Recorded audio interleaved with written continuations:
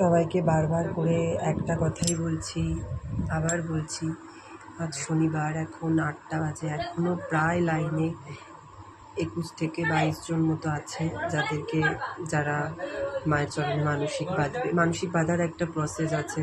প্রত্যেকে বাড়ি থেকে লাল চেলি এবং একটা করে পদ্ম ফুল আনে, সেটা মায়ের চরণে উৎসর্গ করা হয়।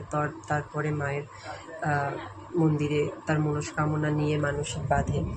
তো আমি জানি দিনকে দিন মায়ের প্রচার প্রচুরভাবে হচ্ছে এবং প্রচুর ভক্তের সমাগম হচ্ছে, কিন্তু আমার ভীষণ কষ্ট হয়ে যায় বা হচ্ছে। এবার কিছুই না কষ্ট, কিন্তু তোমাদেরও সমস্যা। এই যে ভিড় হলে, সবাই জানো মায়ের মন্দিরের স্পেস খুবই ছোট, ভিড় হলে সবারই সমস্যা হয়। তো জয় মা, সবাইকে বলবো একটু সারা দিনই মন্দির খোলা থাকে, সবাই চেষ্টা করো ফাঁকাভাবে আসার। জয় মা।